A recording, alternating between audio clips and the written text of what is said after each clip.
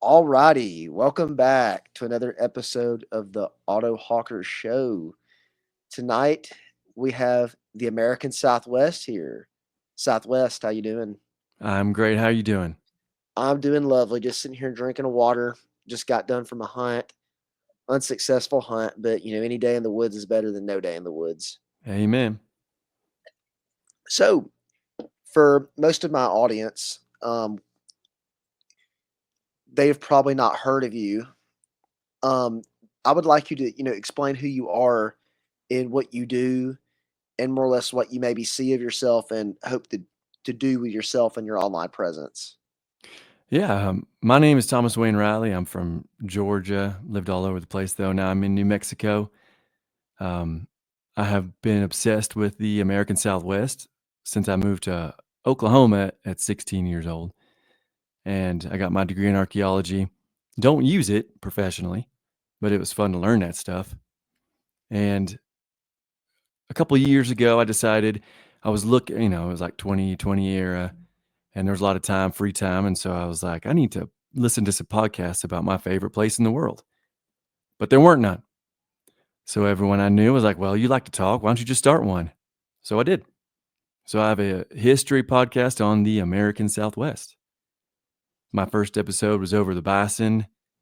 I've talked about the explorer Everett Ruiz, the Apache. I had a 20-hour series on the Apache.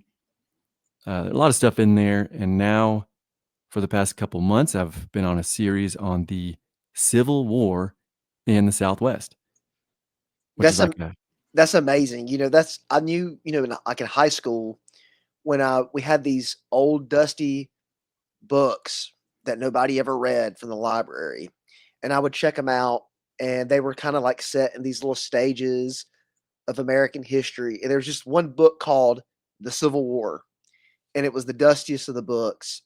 And I think I actually brought it home for a summer and didn't return it to the next year, and they nobody didn't know missed about it. it. Nobody missed it.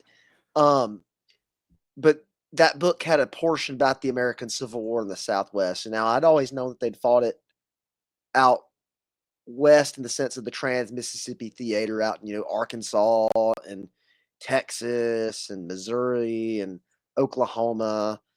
Um, and then there's fighting in Kansas. But I never really knew that there was fighting out in the Southwest. Now I knew that there were people out. I knew there were white people out there because we had learned about well, you have like the Mormons, you had the people in California.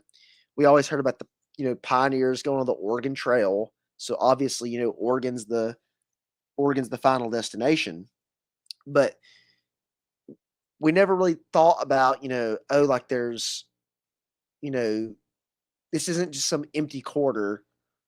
It's a frontier. Obviously, the white settlers out there, probably are more beholden to the native forces out there, but there were people out there, and there was enough people to, make it, some strategic value to both the aims of the Union and the Confederacy in the Civil War.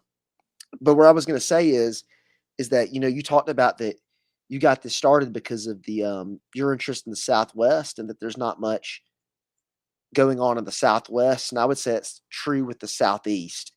There's a lot of people that podcast and do things, that try to be country. They try to kind of play off that. Like there's the Good Old Boys podcast, um, or Oh yeah. there's some guys from Alabama that I don't remember the name of their podcast. It's not political at all, but they just like basically record like good old boy stories and put it on YouTube. And so that's kind of why I got started is I wanted to represent the Southeast and the Deep South in general on YouTube, and do it about art history. And so I really like to see somebody doing that for another part of the country, that somebody that's not just talking about Jesse James, or which Jesse James I know wasn't out there, but like Billy the Kid. It's good to see somebody talk about something different. Yeah, I mean, I'm glad you're doing what you're doing for the Southeast for sure. I mean, there needs to be more stories, our stories told. But yeah, I've so far deliberately kind of avoided the main talking, Tombstone. Cool story, but there are plenty of history podcasts that have covered Tombstone and Billy the Kid, etc. I'm trying to cover like lesser known stuff. And surprisingly, the Civil War, which had like real battles, small, just a couple thousand on each side, but real battles, an entire campaign. The only Union held territory or capital that was taken in the entire Civil War was in New Mexico. The Rebs took Santa Fe, which is the only Union held territory they ever took. You know, that's a great way to segue into the discussion of the composition of the forces. And from my understanding, this was a more or less a front in the war where the South went on the offensive, and it was more or less on the offensive, invading. I don't want to call it northern, but federal territory. I would call it respectively Confederate versus federal. I want to officialize both sides, and so my understanding is obviously, um, when the war breaks out, there's some rumors of there's like a small secessionist movement in like Southern California.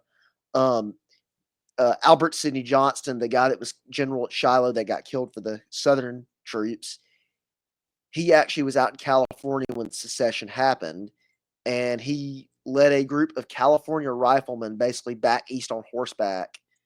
And I don't know what happened to them, but I just know that that was like an episode. But as far as I'm aware, that is my basically that, and the fact that there were Union garrisons out there that more or less had to deal with some people deserting is all I really know about the Civil War in the Southwest, besides the names of some battles. So, if you want to, please enlighten us on the composition first of the Federal forces and then Confederate forces. Yeah, absolutely. So I kind of have a bone to pick with Johnston a little bit. In Texas, at the outbreak of the Civil War, Twiggs, a Georgian, was running the federal garrisons in the entire, I don't know, I think it was like Department of Texas, maybe. And when the Knights of the Golden Circle and Baylor and the secessionists pretty much surrounded the Alamo, hoping for not a repeat, Twiggs gave over the entire department to the Confederates, which was a boon at first, definitely, of material and forts. Johnston was in charge of the Department of the Pacific. And I got to find the number, maybe 16,000 Confederates in Southern California. He should have given the entire Department of the Pacific over to these loyalists, Confederate loyalists, but he didn't. He went back east, and he actually, a name I'll say again, Baylor. I'll talk about him in a minute, but Baylor was off chasing Apaches before Sibley helped him to invade and actually start the real war. But he took over for Baylor as pretty much um, supreme. What do they call him when they take over militarily?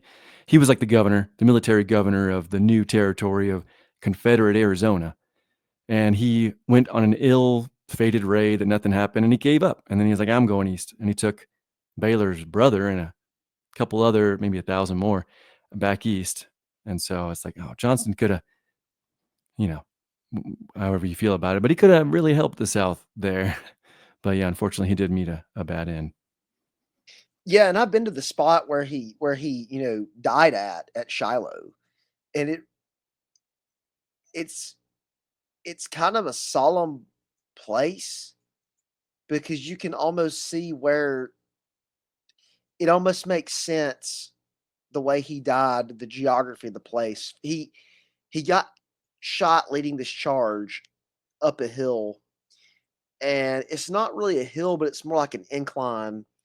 But the place where he literally like was pulled off his horse and died is like it's like in the woods, but like outside of the woods going to the field is like this incline, like kind of slight incline going up this like hill. It's like a gradual incline that eventually is like becomes like a hill. And it's just kind of it just makes sense. And I don't want to dwell too much on 1862 Shiloh because that's not what we're here to talk about today. But it's a really weird spot. It's almost like a lim- liminal space, if you would. Just to know the fact that such a man of that position, of that rank,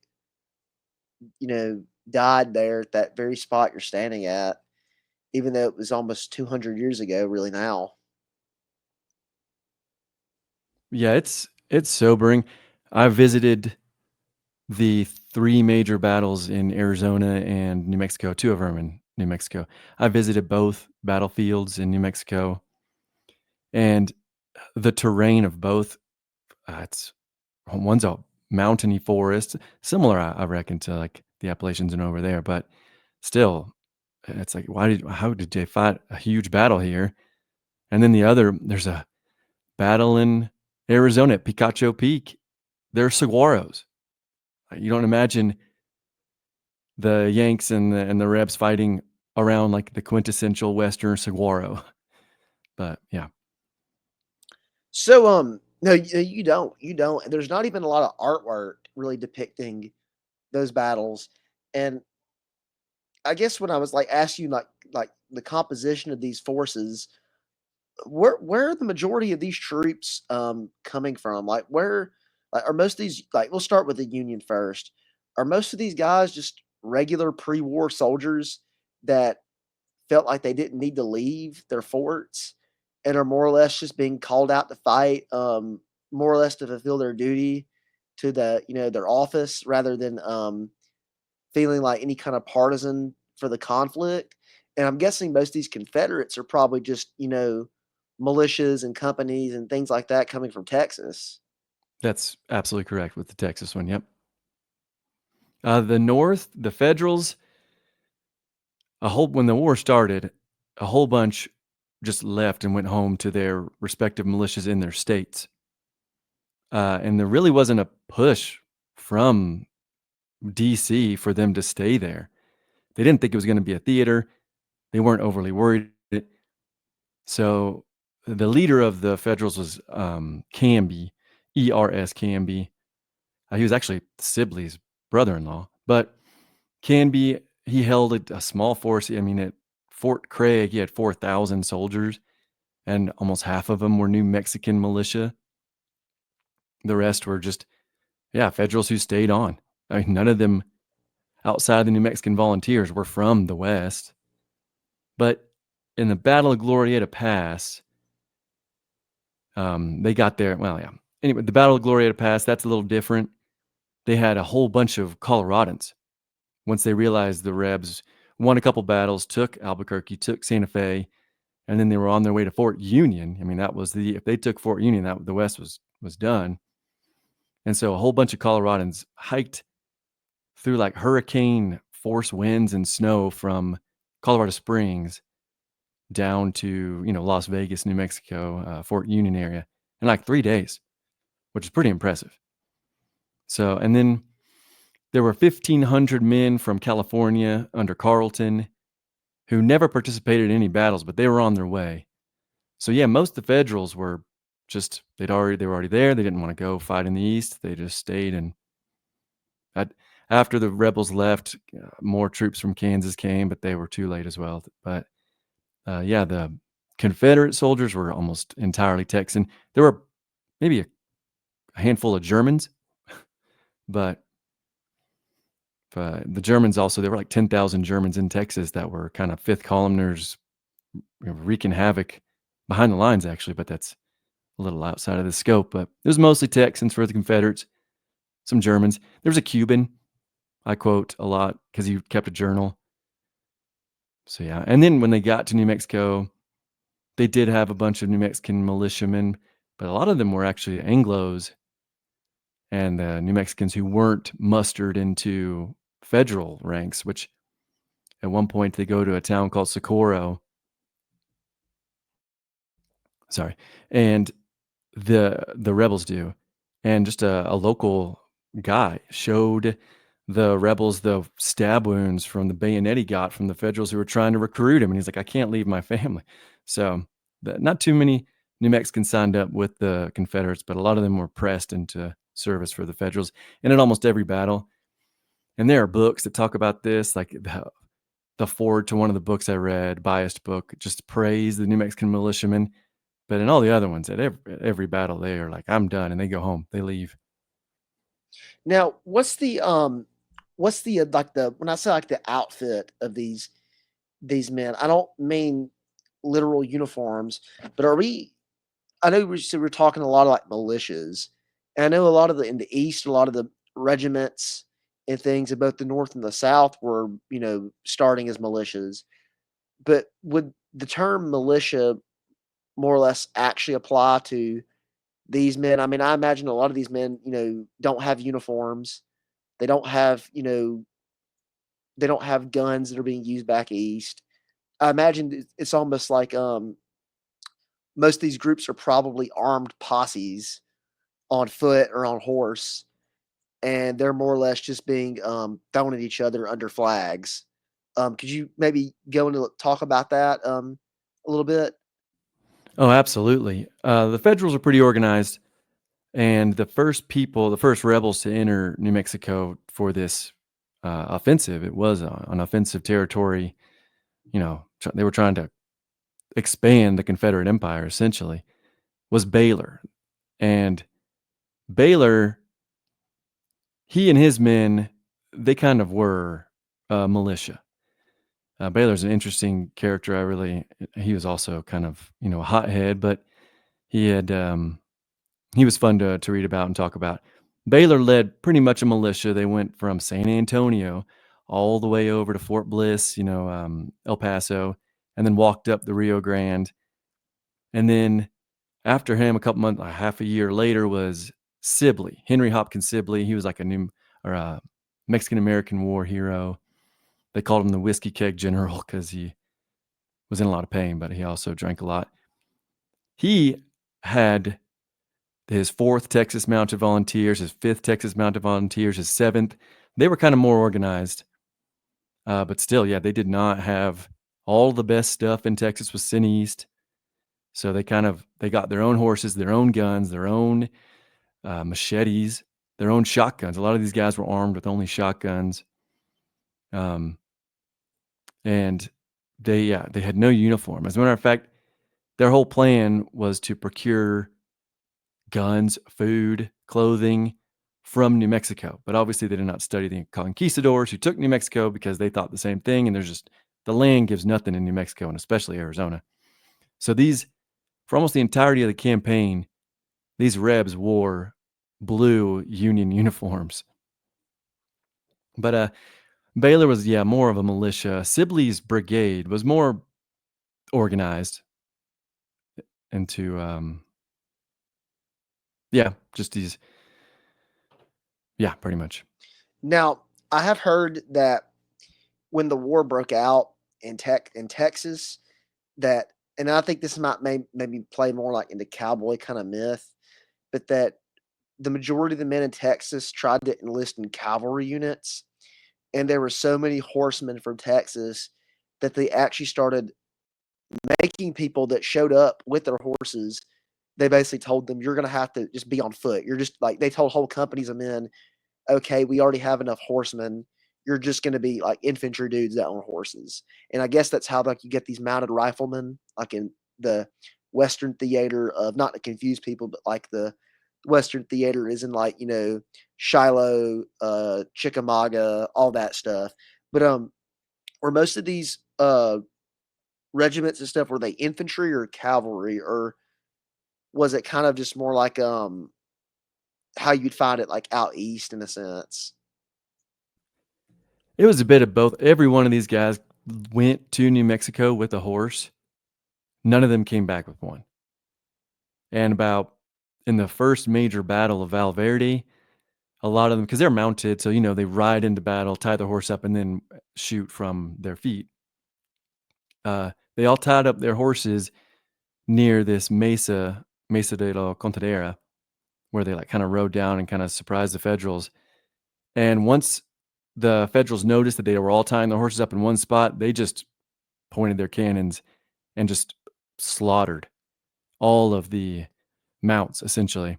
So from the very beginning, they called themselves mounted, and I read a couple of their journals, and they complained constantly. Like, I'm supposed to be on a horse. I'm a cowboy, and I'm walking. I think I made a note here. They walked like 800 miles in 6 months up from El Paso. That's not even counting from San Antonio, but up from El Paso. And then once they retreat back down to El Paso, I mean, 800 miles. And these are men used to being on a horse. And one of them, actually, there's a great quote, and he says that he was on foot since the beginning, but all of his mounted volunteers are now also on foot, and they're just complaining the whole time, like, I didn't sign up to be on foot. Where's my horse? And they expected to get horses, but either the locals hid them or the Federals already took them. And so they were mostly on foot, even though it's not what they signed up for. That sounds like something right out of Blood Meridian.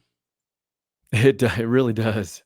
And yeah, I bet you it was worse than Blood Meridian. That's for sure. So now that we've kind of discussed like the makeup, the composition of these forces, can you go over maybe like the overall? I mean, we kind of hinted at what the overall Confederate and Union plan is, but could you maybe go into more detail what the Confederacy's plan is? I know it's to capture New Mexico, capture Arizona, push to the sea.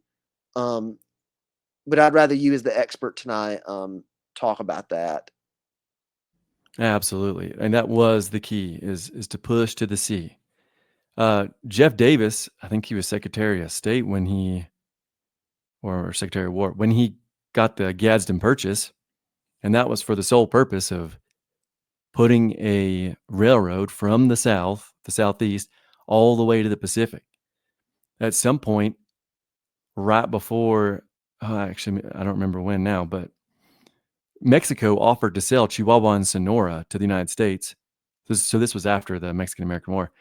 And the Southerners and Jeff Davis were all pushing for it. And the North said, no, we don't want them. And so one of the immediate things that the Confederacy wanted was New Mexico and what they thought was her riches and wealth, Arizona and her mines. There were 16,000 Confederates in California who were saying they were going to join. Ultimately, they didn't. There were something like 7,000 Coloradans who were like, oh, we'll join the Confederacy. Even what few people in Nevada were saying we will. I think Brigham Young in Utah, he said he was sympathetic to the Southern cause. And so they thought they'd go out there, take these forts, get all of the material, and then just continue to either buy Chihuahua and Sonora for a port called Guaymas, and then just build a railroad all the way out. And so they thought all these people would join them. They even thought the Indians would join them, the American Indians. But if you listen to my series, you will know that the Apache made that immediately untenable. None of these groups I just said, they never did join. As a matter of fact, kind of the opposite happened, and the Mormons were like, we're staying out. We don't like slavery. We hate the Federals, but we don't like slavery. So California, I had an Apache Kids series a while ago, and in that I learned that the Democratic governor was arrested because he was a Southern sympathizer. So they clamped down pretty hard in California. And yeah, none of it came to fruition. But the ultimate goal was to get the wealth and the riches. I mean, because the gold mines were just there since 48, still pumping out in California. Gold was just being discovered in Colorado and Arizona. So get that wealth and get a railroad to the Pacific and get a port in either the Gulf of California or the Pacific, which would have been San Francisco or Los Angeles. Interesting. Now, I know you talk about General Carleton. I'm more familiar with him through the Battle of the Adobe Walls, in the sense of he's the guy that ordered Kit Carson to go basically out that way to pick a fight in the Texas Panhandle with the Comanche. And I have heard that the Union, more or less, now tell me if this is true, that there were rumors that the Comanche were possibly on sides with the Confederacy, and the Union was worried about getting, ganged up by them. But I imagine that was just another, just, you know, something that came through the grapevine, just a rumor, more fear mongering than truth. So what is the northern situation? I'm assuming it looks like a we have either all these insurgent groups that we think could rise up for the South, and then we have to basically block off an invasion from Texas. Is that more or less what it is? Pretty much, like, when the war broke out, they abandoned 2/3 or more of the forts in the West, and a lot of the men just went east 'cause they just did not think that Texas was gonna invade and then win so many battles, most of them hollow victories, but by the time they realized they needed to muster troops to go back down there, um, the so when Baylor was there, he was the governor. Before he resigned, he really had to fight the Apache, and it was really rough. I mean, he lost 100 men to the Apache. He lost more men to the Apaches than he did to the Federals. And so he did this infamous order where he was like, yeah, basically, I think I actually have it. Um, he said, use all means to persuade the Apaches or any tribe to come in for the purpose of making peace. And when you get them together, kill all the grown Indians and take the children prisoners and sell them to defray the expense of killing the adult Indians.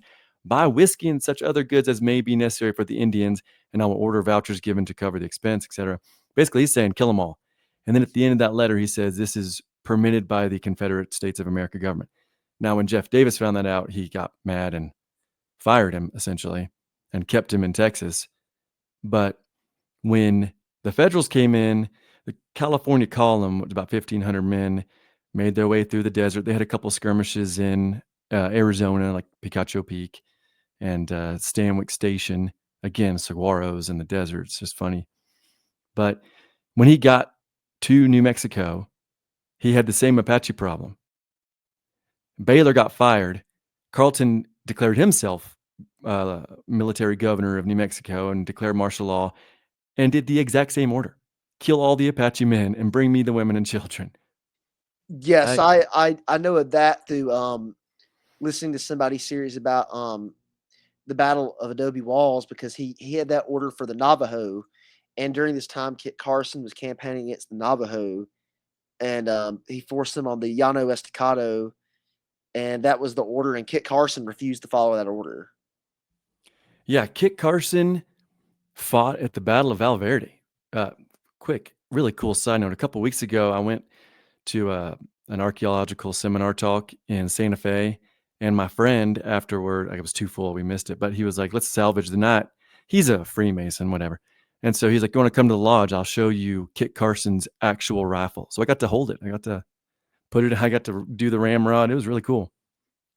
But Kit Carson fought at Val Verde. He was the leader of the New Mexican militia. And so he had a rough time at it because they kept just, abandoning the battlefield. At one point in Val Verde, he shot some New Mexicans to keep the other ones there, and it didn't work. He just let them go, whatever. Now, after Val Verde, the rebels they won that battle, but they expected to take everything in the fort, but they didn't fight in the fort, which was Fort Craig. So they kind of went around it, fought this battle. The Federals retreated back into the fort, and they're like, we're not going to go against the fort. So they just went up north and just captured Albuquerque and Santa Fe.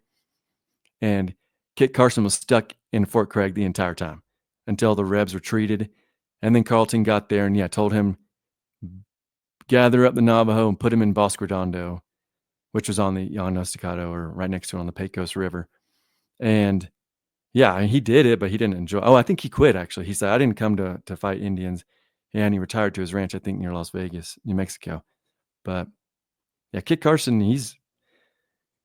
I said I'll never do a series on him because he's in almost every one of my series as just some minor character. What you said you got to hold his rifle. I imagine it's a muzzle loader, but is it like a Hawken style rifle, or is it like a Kentucky style rifle? It's rifled. It's a 54 caliber rifled muzzle loading gun. And it was almost 10 pounds. Is it like a long rifle, or is it kind of a smaller rifle? It was smaller. Yeah, I'm not sure. I'm ashamed. I ain't sure what a Hawkins, right? Did you say Hawkins? Well, I saw like a Hawkins rifle was what the mountain men used. So when our people came to this country, You had people like Davy Crockett, Daniel Boone, Sam Dale. Well, Sam Dale apparently used a shotgun. That's a other story. But basically, they call them Pennsylvania rifles. They call them Kentucky rifles. They're basically like these really long rifles. You ever seen the Patriot? That's the rifles they're using in that. They're these really long flintlock muzzle loading guns. But by the 1820s, they have a smaller version of that basically called the Hawken rifle, and that's what like the mountain men, like the people in the Rockies, the fur trappers used, and it was a very popular hunting rifle out west. It was the first buffalo rifle before the Sharps and the Roland Block. Um, I mean, it's just I'm just curious because I could probably look that up online, and I figured he would have a older style rifle for some reason, I guess, being older, but that makes sense to have a Hawken rifle based off his background as a mountain man in the Rockies and being born in like he was born, I believe, in like around St. Louis or somewhere, and that's where the Hawken brothers got started making the rifles out of. So the rifle is from St. Louis. I know that. I think in the Yes, 1830s, 36 maybe. it was. I think it might have been earlier, maybe the like 1817, 1818, like 1820. I'm not gonna pretend to know the exact date, but it sometime around like the 1820s. But they were popular in the 1830s, 1840s, and by the time of the 1850s, like the Civil War, they're probably more of a they're more they're less I'd say less of a holdover than something like a Kentucky rifle. But even in the South, a lot of these militias, they were using Kentucky rifles. They were just using, cap lock versions instead of flintlock versions. Um, Well, most of these guys that fought in Texas, these Texans, or in New Mexico, these Texans carried their like shotguns, and there was um, a group of them captured at Glorieta Pass, and the commanding officer of the Federals made fun of them. It's like, you guys on a pigeon hunt? Like, what are these guns? Actually, that story doesn't end very well because the Northerner takes the barrel, holds the gun by the barrel, smashes against a rock, both discharge, and he dies. But the guy still gets captured. yeah, that's why you don't fool around with black powder firearms. They don't have a safety mechanism like modern guns. You shake it around or something, you can cause a spark. They're a lot easier to make go off than like a modern gun. Exactly. It Um, was not a smart move for that and Colorado. he made fun of the shotguns. I mean, it's like those shotguns could be, bird guns, but they could also be, I mean, people back then, they say like the Winchester rifle won the frontier. It wasn't. It was the double barrel shotgun or the single shot shotgun. Because you got to remember, the first shotguns people used, and this goes back to Daniel Boone and all them. I said that they were using, these Kentucky long rifles. Well, they were using a shotgun version of that too, called a Fowler, and it was literally a Kentucky rifle that just wasn't rifled, and It's that's what probably they devastating. and it's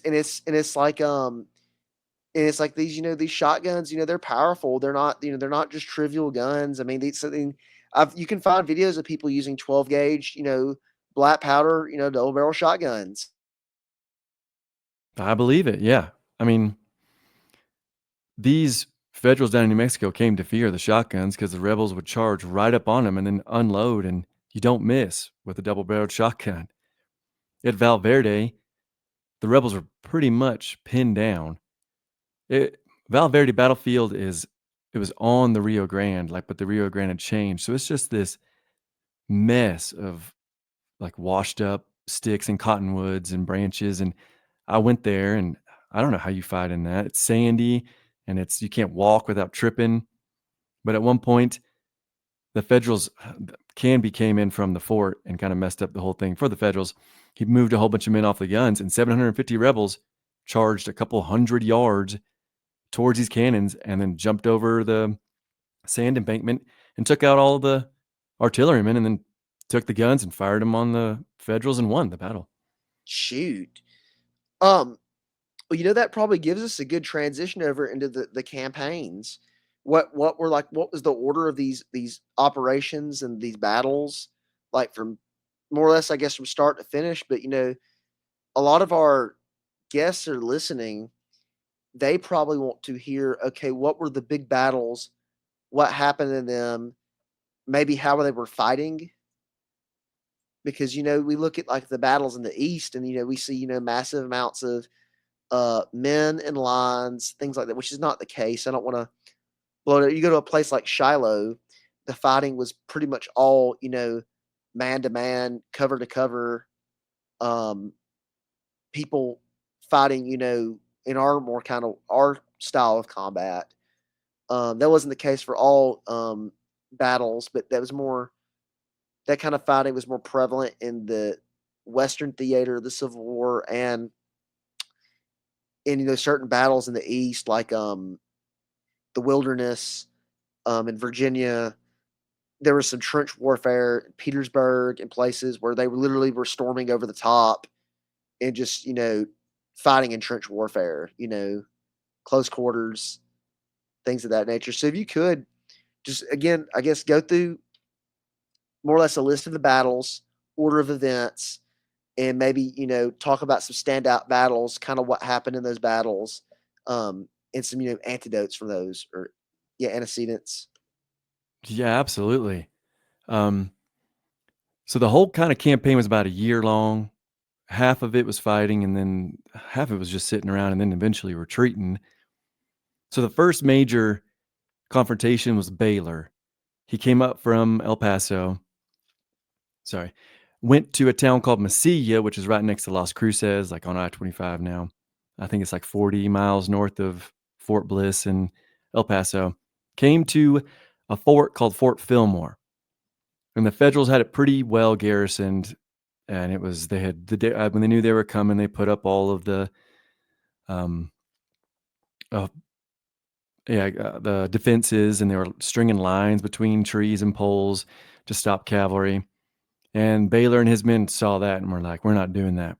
So they went to Mesilla, and for some unknown reason, the Major Lind at Fort Fillmore decided the next day he was going to go to Mesilla and fight the rebels there.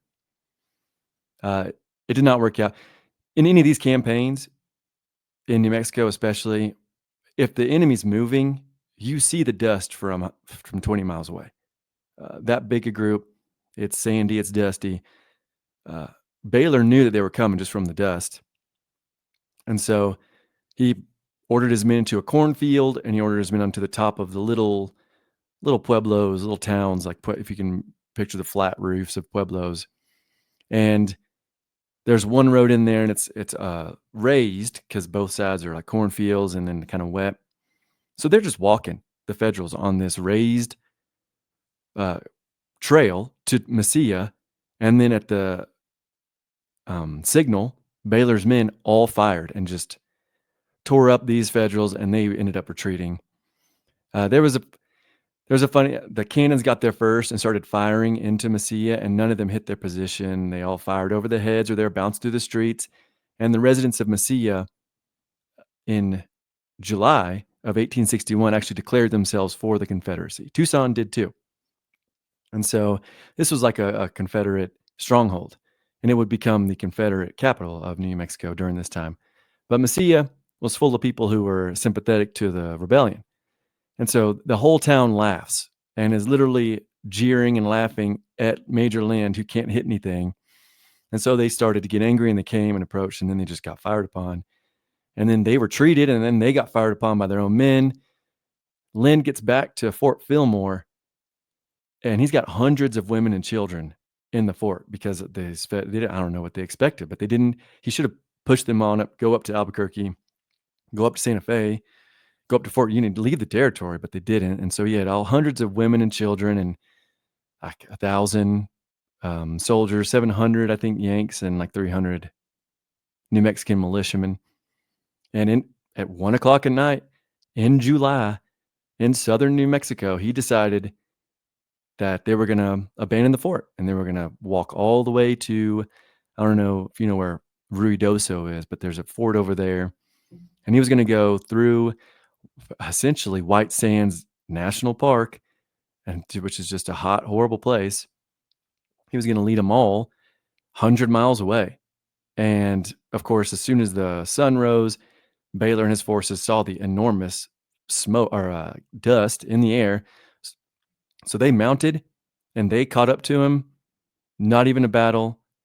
Captured 700 Yankees and took $17,000, hundreds of rifles, like lots of ammo, all their cannons.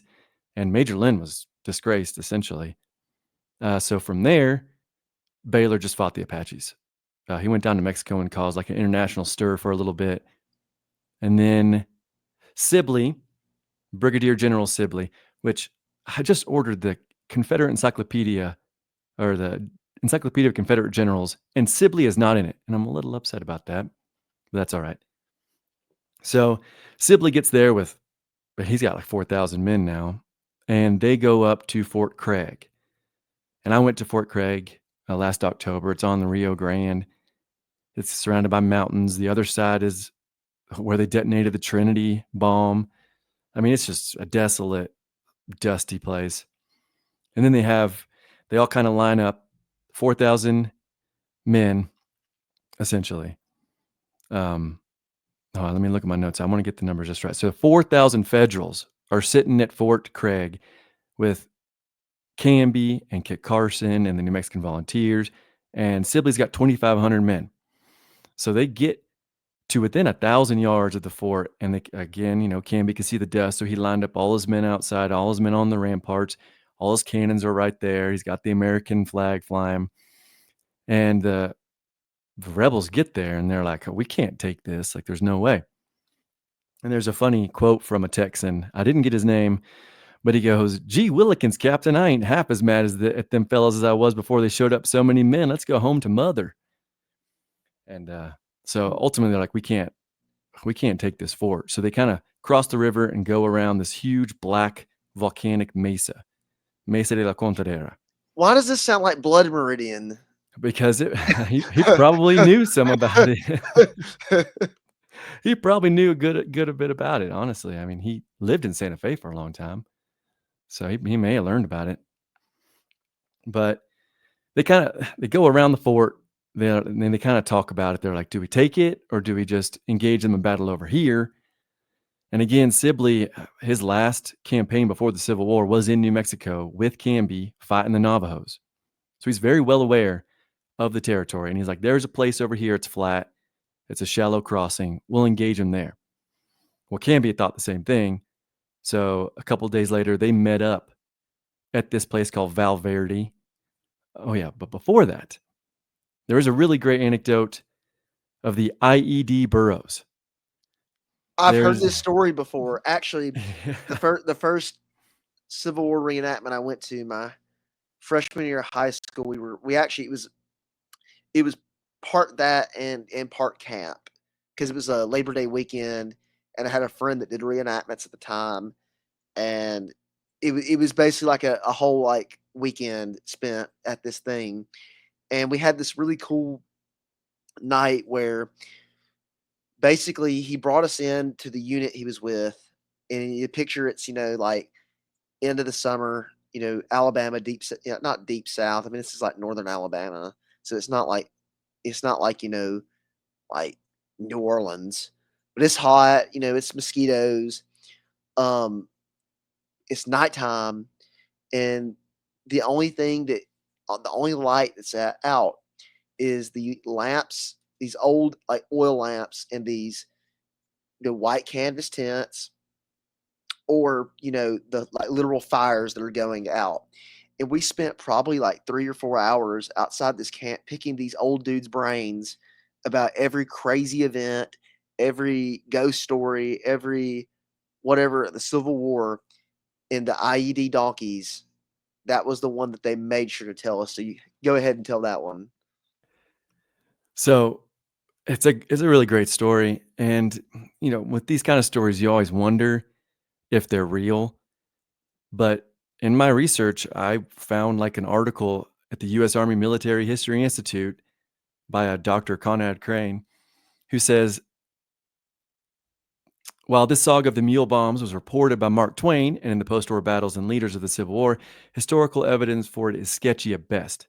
But the exploit is very much in keeping with Graydon, that's the guy who did it, Graydon's independent and impulsive reputation. And I think that there were, in my opinion, there were enough people who told it that I think it happened. And if I talk about Graydon in my Apache series, he was a crazy Irishman. He was a wild dude. Ended up getting killed by the Apache, but he thought of this idea. He could see the camp across the river. So he took the oldest burros from Fort Craig that he could get, loaded them down with our artillery shells and wicks, or whatever, the line to light them. And he kind of pulled the burros across the river and up this hill. And then as close as he felt he could get to the rebel encampment. And then he lit the fuses, slapped the mule's butts, and then he and his 30 men took off back to Fort Craig. Well, these burros, they don't know what's going on. They see that their people just ran. So the burros turn around and start running after Graydon and his men. And so Graydon and his men, obviously they make it back. They cross the river and the mules blow up. And I think it happened because during the night, the rebels lost a whole 100 horses. They were spooked by something and they broke out of their corral and they fled into the desert.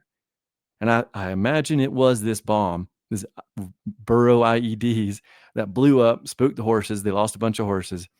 And so I think it happened. I mean, it was reported in one of the journals I read, not that specific thing, but that there was an explosion. Everyone got to arms and thought they were about to be under attack, like the artillery was coming. Nothing happened. So I think it happened. I like to think these fun stories happened. Yeah, I think that's a common trend that in our sphere needs to probably get on is fighting against what I call Well, actually, yeah, that the actually what I'm going to call historical cock blocking that's good. Yeah. because I mean if they do this with the Bible, they'll say stuff like, oh, well, this didn't happen because our datings and ratings and things say this, and it's like, well, we have a perfectly preserved book. 12 individuals are saying this guy is like the son of God. They have, stories that pretty much all confirm each other. And then we have one dude who's not one of the 12 that, is, going on these crazy evangelistic missions. They support him. He mentions them in their writings. They mention him in their writings. It's like, well, it's probably, this Jesus Christ guy is the son of God. Exactly. So That's a it's great example. so it's kind of like, it's probably the same way with the donkeys, if all these people are saying it happened, it probably happened. I could not agree more. Yeah. There's a lot of that in history, and it's like anything cool couldn't have happened because it's just too cool. But a lot of cool stuff happened all the time. Well, some people think, and I don't want to go on a tangent with this. Some people think that, and not to say that IED donkeys are magical. I mean, they're magical in a mentally disturbed, kind of animal cruelty sense. But Yeah. a lot of people think that in the past, even 100 years ago, that because of the lack of the blue light, that people were able to have experiences with, I'm going to use supernatural in a vague sense that is left up to everyone's interpretation, but they You basically spend enough believe that, time in the wilderness, you see things, man. basically that's what I'm implying, is that these people may or may not have had more encounters with interesting things than not. Well, I think they uh were also opened up to it mentally and spiritually. They were it was okay if it happened, whereas us, it's like, nah, it can't happen. It doesn't happen. It won't. Yeah, But that's not right. and I'm of the camp of I don't want it to happen to me. So, Yeah, some things, yeah, that's I the don't way it want to is. go, bumming through the woods, to a tree stand and, have an encounter with an elf. I don't want that. No, I saw a skinwalker once, but we don't need to get into that. But yeah, Yeah, yeah, that's the kind of stuff I definitely don't want to run into, for sure. Yeah, and where was I going with that though? Um, no, I just dropped my mic. Sorry, viewers. Um, the I guess it's those evil forces at play trying to They're ruin this real. recording. I mean, not to give not to you know not to make fun of for lack of belief, but give good-hearted cheer against evil. But I guess where I was going with that is that that's just the trend I've noticed is that basically it seems that in the past people were more open and more aware, awake, and enlightened to more mysterious things than we are today, and instead we've replaced them with like science and Fortnite. I mean, but as you and I talked before recording, I mean, we know people that are very knowledgeable in this stuff, and I think there's kind of more of a belief of it coming back a little bit. Yeah, I mean, because I mean, I don't know what I mean. I'm not a crazy dispensationalist or anything, but I believe each day we get closer to the last day, and Absolutely. I believe that evil forces will increase Put the as pedal to that the metal. goes. And I believe Scripture says something about that, but I'm not I don't want to start misquoting Scripture. That's not good to do. So I'm not gonna I'm gonna play the safe game by not quoting it. Um, but yeah, I believe that stuff's gonna probably be more on the rise, and maybe only certain people of a certain ineptitude will be able to pick it up, which is also lines up with the Bible. If you go on with the Antichrist system, the number of the beast, and then the Christians will know it's him, and they will not give in to him. Exactly. But to carry on with the Civil War in the Southwest. Um, so talk about the Battle of Valverde. So my heat just kicked on. I'm having my wife turn it off. Sorry about that. Hopefully you can't hear it. No, I didn't But hear anything. okay, the Battle of Valverde. I mean, overwhelming odds against the rebels, at least if they were to attack the fort itself. But it happened on February 21st. Um, they were kind of waiting, and it was hot and it was dusty. They hadn't had water in a day, even though the Rio Grande was right there. Every time they would go to the Rio Grande, they're on the east bank and the Federals are on the west. Every time they would go, they would just get peppered with snipers or cannon fire artillery. And so they were thirsty. And so on the morning of the 21st, some Texans were like, forget this. We're going down to the river and we're getting some water. And so they went around this Mesa de la Contadera and they get to the river and they're all kind of like, this is great. And then they notice tents and horses and artillery on the other side. And neither notice each other for a bit. But then once they do, it kicks off. I think it was only like 400 men that went down there at first. And then once the fighting kicks off, the rest of the Rebs go around the mesa and join them. And by then, the Federals had lined up a big battery and they were just destroying. There was a row of cottonwood trees against the Rio Grande. And in front of those row was like almost like a naturally built, like a sand barrier. So they were hiding between the trees and the sand barrier, going back and forth. Nobody was crossing the Rio Grande yet. It was more like a sniper fight. There's one anecdote where a Texan was like trying to snipe from a tree and he got shot in the mouth and it separated his tongue, but not completely. And one of my favorite guys I used for this as a source it's his journal, Alfred Petticolas. You can buy it like at any like park out here. It's a great book, but he writes that this Texan smiled to everyone, took out his knife and just cut the rest of his tongue off and then just kept firing. Like, well, hey, there's a battle going on. Eventually, things are kind of like entrenched. They keep trying to take this black volcanic Mesa de la Contadera, but there's no trees. It's just boulders. And every time either side goes up there, the cannons turn and just pepper them. And so they have to retreat. So it's just the whole battle. Towards the end of the battle, it's nobody goes on it. Canby had stayed at Fort Craig. He's the federal leader. He decides it's been going on too long. He gets to the battlefield and he notices that nobody has taken that mesa. So he orders a whole bunch of men, I think some of Kit Carson's New Mexican volunteers, go take that mesa. So the federal guns are now exposed. And the first people to try to take it really were actually, it's kind of a separate part of the battle, but I got to mention it. The last Lancer charge in North America happened at the Battle of Valverde. And it's called Lang's Lancers. And it's a whole bunch of Texans who they had no guns. All they had was like a 6-shooter. They're not even a 6-shooter, just a revolver and lances, just giant poles with machetes at the end. And to each one of them was tied like the red sash of the Texan secession movement. And they see an opening and they charge the Federals, and to a man, they get towed up. I don't think there were any survivors. They do not make it. So it's America's light brigade, basically. Yeah, almost like the what is the Charge the Light Brigade by yes, Tennessee. But the thing about the with the Light wings. Brigade Yeah, is I don't think they took even half casualties.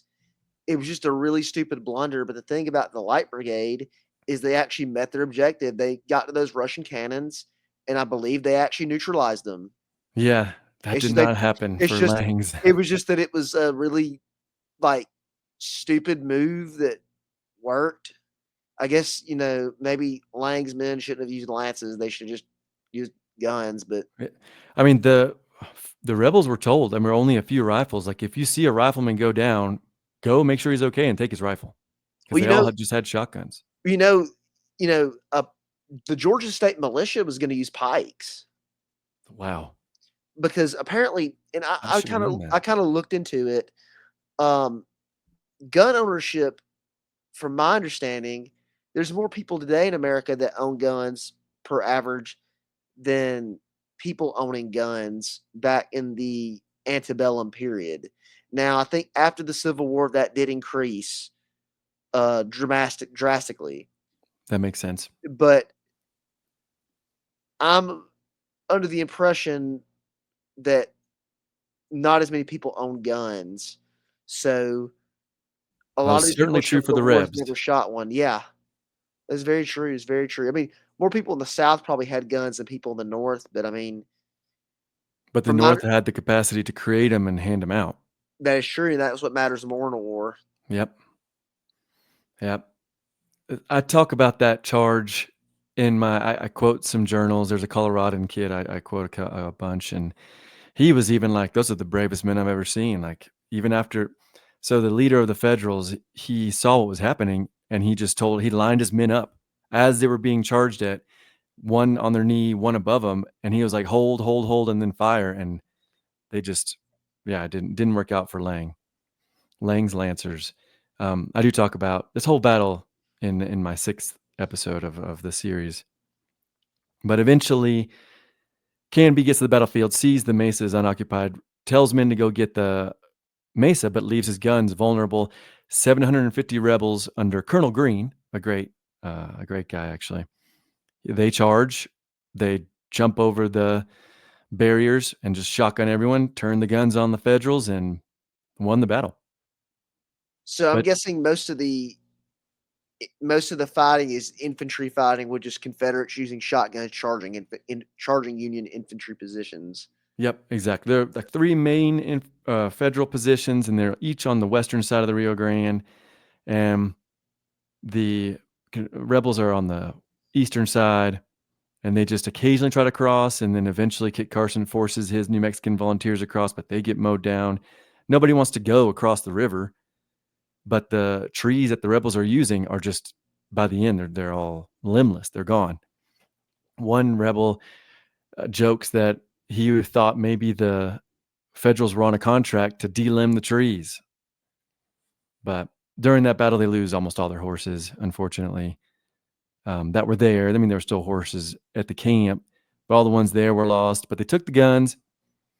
They say, we can go take Fort Craig, or let's just bypass it, keep them locked there, and go.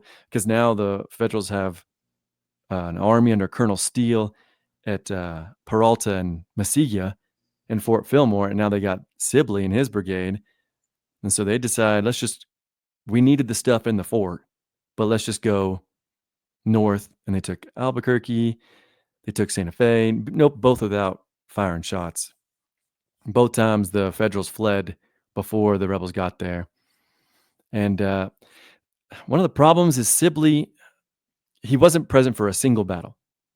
He's called Whiskey Keg General for a reason. He was either drunk all the time or in pain or both. He had maybe stomach cancer or something.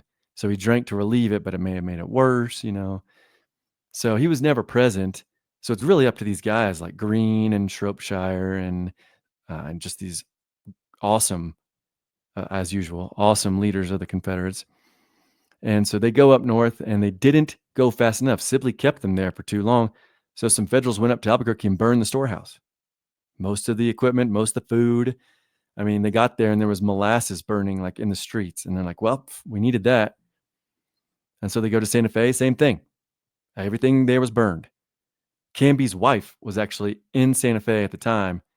She saw the rebels' destitution and actually showed them a hidden storehouse, which kind of saved their hides there for a little bit. But so they went up to Santa Fe. Meanwhile, Baylor is still in Arizona, mostly going into Mexico, just trying to hunt the Apaches. The Apaches, you can't hunt them. They're too awesome. They kill a lot of civilians and rebel soldiers, especially these rebs called the Arizona Guard. Eventually, Baylor kills a journalist because he gets mad at him. He's a hothead. And then he goes back to Texas to get more men. But then Jeff Davis remembers that found out that he wrote that letter, exterminate all the Apaches. So he was fired. He eventually became a congressman, a Texas Confederate congressman. And then he did get back in the graces of Jeff Davis later. But from Santa Fe, they decide they got to go take Fort Union. They split up. They go through my hometown, or not my hometown, but the town I live in now, in the mountains. But again, Sibley makes them stay for like a month and a half. And this is the worst winter on record. It's probably still the worst winter on record. This is the same year, which is what delayed Carleton from leaving California. But at the flood of 1861-62, I mean, entire towns were washed out on the Pacific coast. 4,000 people died on the Pacific coast, I think. Those old Ice Age lakes, the playas, like in California, if you've ever driven through Western California, those got filled again. I mean, new trenches to the Pacific. I mean, it's a bunch of snow dumped, and then it rained, and then a really hot rain came, melted all the snow, and it was just like destroyed California and all the way up the coast, really, to British Columbia. But this same storm was dumping snow on the Rebs the entire time. And these guys, by the time they fought at Glorieta Mesa, had no shoes. They had torn blue coats from the Federals. And so, I mean, they had to get moving. They had to take Fort Union or it was over. Sorry. They won. So Glorieta Pass is an incredible battle. But the one right before it, like the day before it, was Apache Pass. And it was only like 300 Rebs guarding a 100 wagon train at a place called Johnson's Ranch. Very steep canyon, very rocky. They were all sleeping because they can't sleep at night. It's too cold. So they're sleeping in the middle of the day, and the Federals come upon them and shoot at them. They wake up. They have a heated battle. The Rebs kind of lose it, and they got to retreat back. And the Federals don't press their advantage. And so they go back. By this point, the other half, well, actually probably 2/3 of the army, came up from the south, from Glorieta, essentially. And they meet up, and then they decide, let's go press our advantage. So they go east on the Santa Fe Trail in between the Sangre de Cristo Mountains and this giant mesa called Glorieta Mesa. It is a beautiful, really, really beautiful area. I caught my first trout on a fly rod over there. Also, Pecos National Monument, which is a huge ancestral Puebloan site, Pueblo, with a one of the biggest Catholic churches they built in New Mexico. But it was burned down in the Pueblo Revolt. But so if you go, it's a really beautiful place. The battle was just a mile from the ruins, actually. And the Rebs get to the highest point in the pass, and they start to go down it when they meet up with the Federals, and like a fight ensues for the whole day. and it sometimes it's hand to hand, sometimes it's just really wooded and really rocky with huge deep gullies and arroyos, and it's a beautiful place. But I mean, to fight in it, I visited it last October. I brought my wife and my Russian friend, and I thought surely at the time of the battle, this must have been cleared. Like maybe the trees weren't there. Maybe this was no. It looked the exact same way back then as it does now. I-25 goes like 10 yards from the battlefield, and so they have this pitched battle. They're taking hills. The Federals were on the retreat the entire time, slowly. It was really, really great campaigning, great leadership.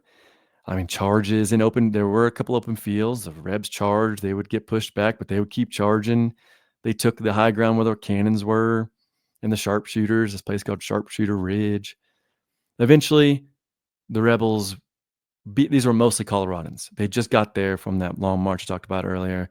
They were tired, but they were spoiling for a fight, so they didn't really care. And so they eventually give up. Is it Colonel Slough? I think Slough. I think it's Slough. He eventually is like throws in the towel and retreats back a ways. Rebels win. They decide, all right, let's bury our men. So they all, both sides gather around campfires and bury their men and go through their stuff. And well, it's war. But during the battle that the rebels essentially won on the battlefield, the leader Slough decided to send a guy named Shivington onto the mesa and then rout them from behind in like a Napoleonic maneuver, essentially trap them on both sides. Shivington gets to the rendezvous point and doesn't see any rebels.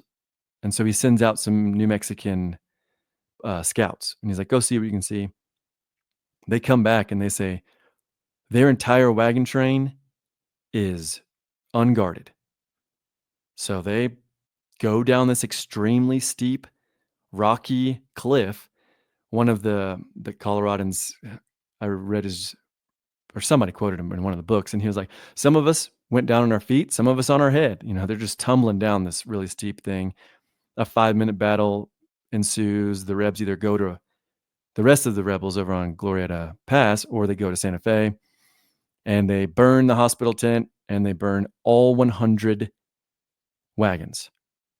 Wasn't one of Ammo. the guys that led the Union forces on that, wasn't he like Spanish, like from Spain? I don't. I know you're talking about Chavez. His family was from Spain, but he was a New Mexican. He fought in the Mexican-American War. He fought against the 1842 expedition of Texans into New Mexico to take it in 1842, which that failed. They all got arrested and sent down to Mexico. But That's Chavez, that's that's what Blood Meridian's about, I think. yeah, I think so. But also, Lightning they're about incident. Apache scalp hunters too, Yeah. which I talk a lot about in my Apache series.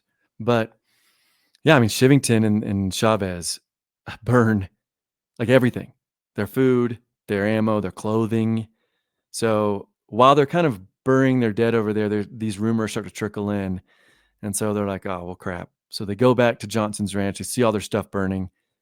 And that was it. They go back to Santa Fe. They go back to Albuquerque. And then they get to Fort Craig. And they're like, we can't have a battle. So they do a 100-mile march through the Magdalena and San Mateo Mountains.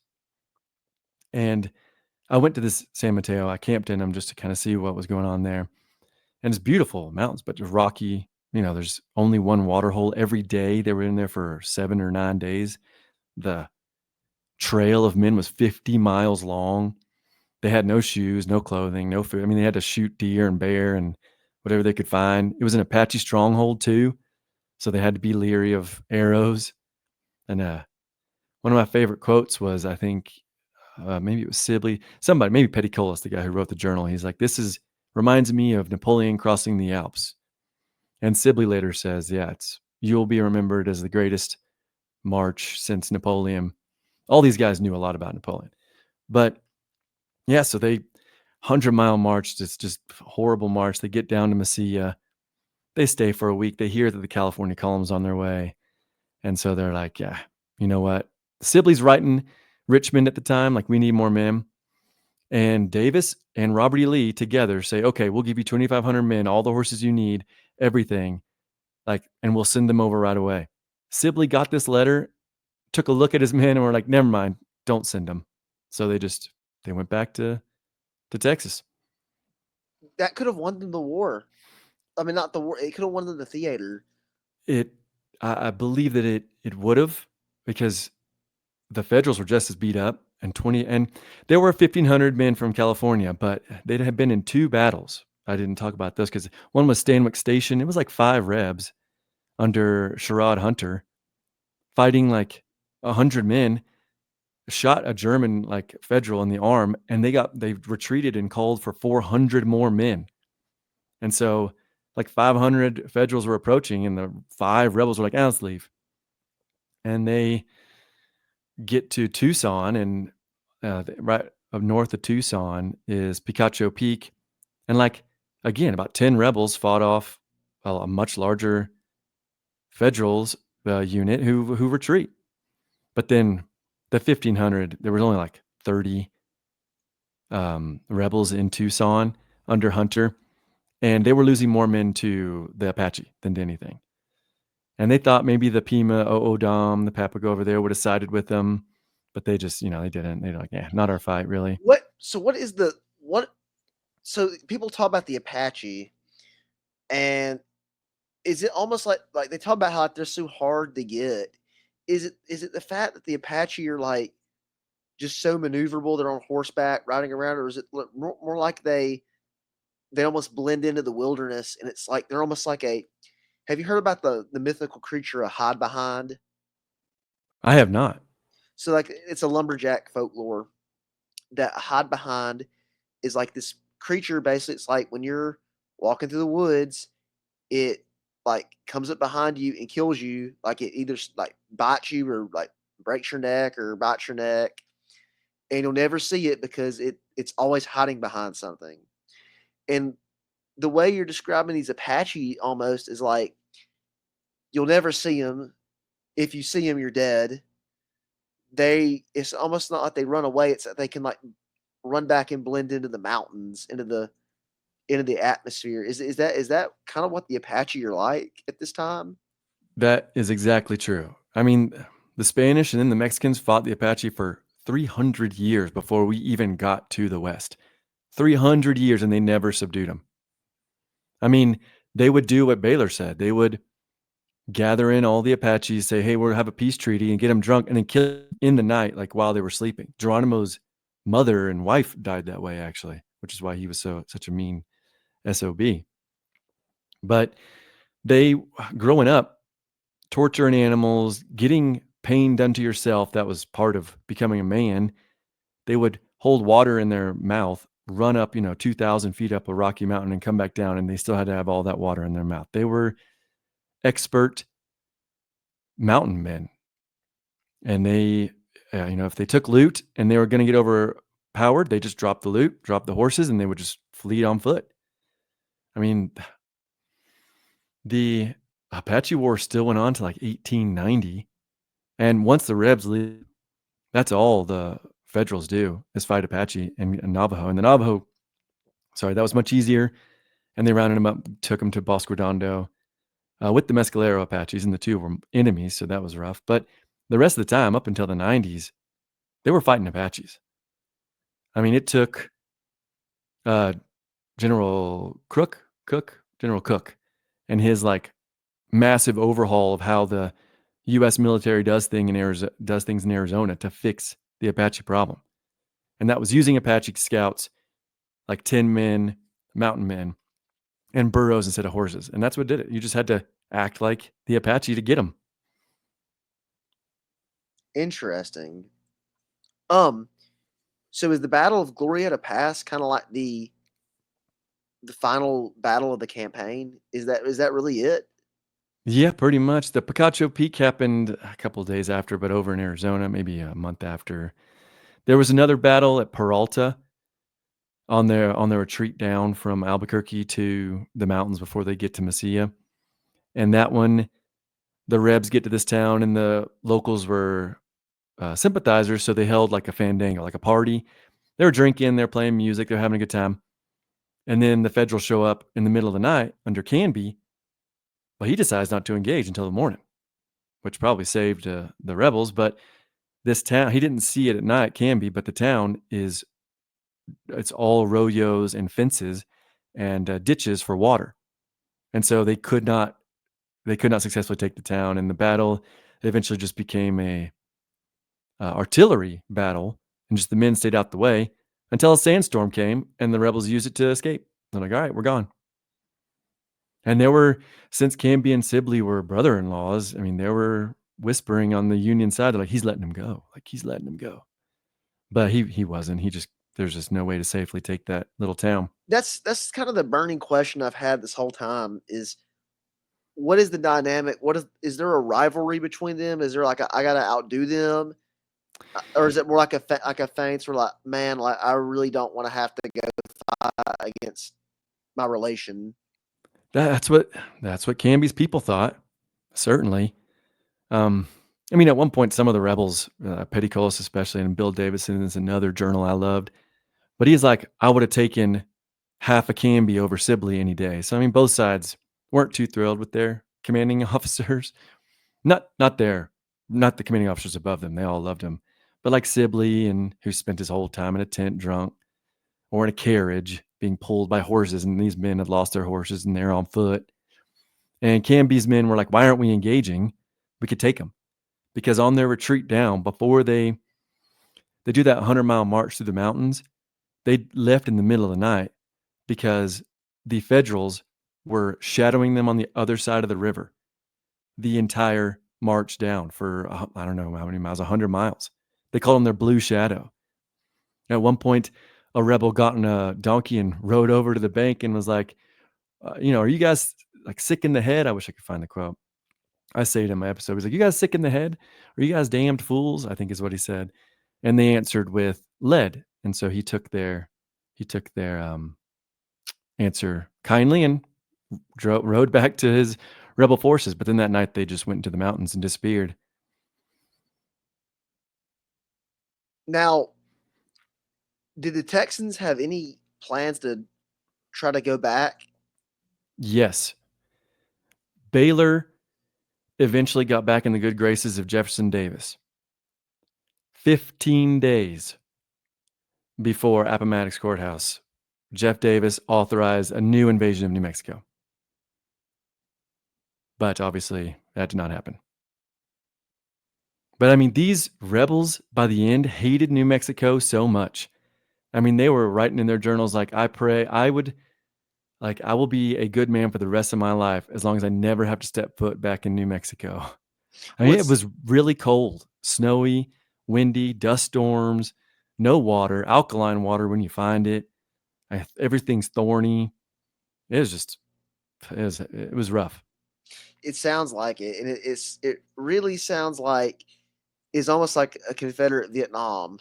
But yeah, essentially, yeah. And now, I guess like ending like with the campaign with the theater, how many casualties are there? Oh man, that's a really good question. One I should know. I mean, because in the series, every time there's a battle, at the end I say the figures, but I should have like wrote them down somewhere, right? I, Um, the Federals lost more death than the rebels, but the rebels had a lot captured, especially at Apache Pass and Glorieta. They got like 100 men captured, but the Federals lost more to battle deaths and injuries, even though they outnumbered the rebels. Interesting. But I mean, still, these numbers are not thousands. Not like one battle in the East had more deaths than the entire campaign in the West. And it makes sense with the discussing how the nature of the fighting was, and and obviously the amount of men are lower. Yeah, yeah. I mean, 4,000 Federals to 2,500 rebels. That was the theater the whole time And that's until the like, California column gets there. and like I think like 2,000 men is probably what like a brigade in the East, Yeah, I mean, it was or Sibley's even less than brigade, that.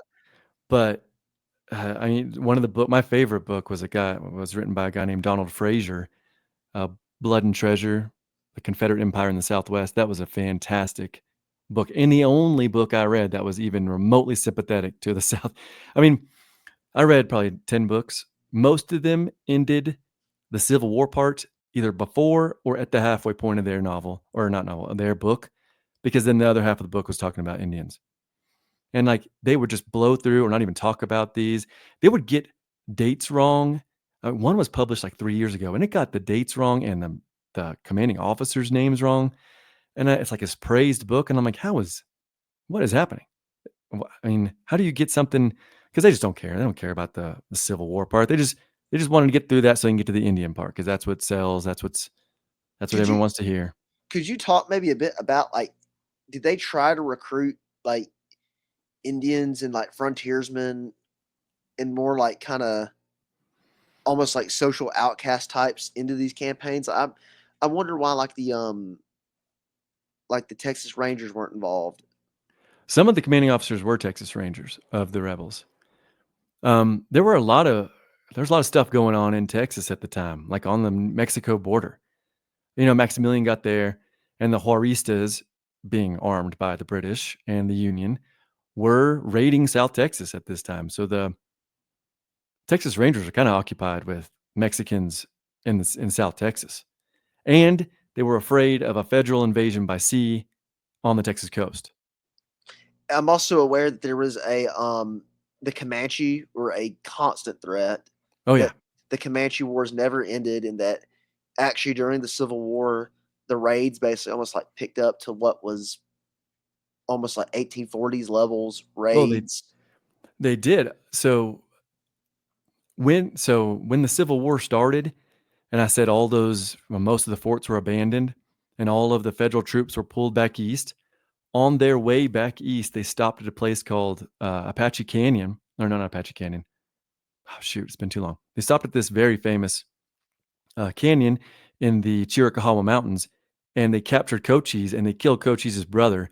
It's this whole thing called cutting of the tent.